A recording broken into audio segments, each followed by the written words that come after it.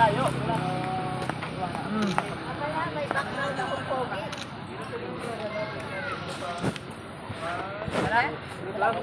Nagpicture ako na palihog na. Palihog ko.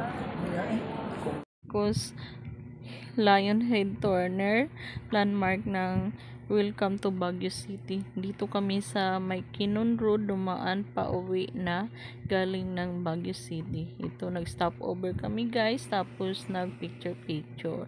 Yung asawa ko, yung anak ko, tapos yung mga kasamahan namin, yung mga Mortiki sibling. Thank you once again, Ate Joliet, ng Tunit, ng Jose, for inviting us to join your tour to going to Pampanga and then to Baguio City.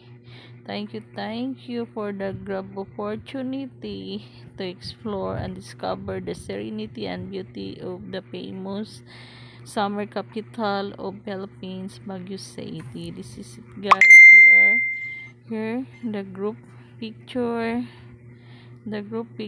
here guys, and the family of Gary Mortigi with her mother and father-in-law on the side of his wife Leah Lusagnay Mortigi. Then kami ni Ate Joliet. Oo, feeling talaga namin mga local tourists guys. Ang ganda-ganda. Meron, nag-rent kami ng Igorot costume guys, worth 30 pesos ang isa na guys na terno. Ayan guys ang picture namin. Thank you. Sana makabalik pa kami pagpunta dyan. Naganap yan last June.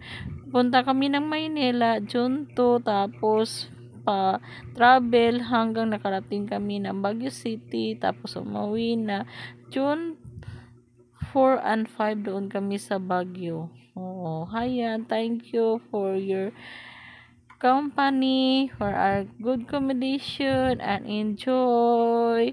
And akala ko sa pangarap lang makapunta pabalik doon sa Baguio City. Last kong nakapunta dito noong year 2012, yung mga dati kong kasama sa IEE, kaya nakapunta kami sa Baguio City. Pero iba na doon sa Baguio, marami ng improvement, development, and highly urbanized na yung city nila guys. Oo, masyado ng progressive ang Baguio City. Ito feel na feel din ng asawa ko. Thank you for watching mga ka-followers. Salamat, mag-iwan kayo ng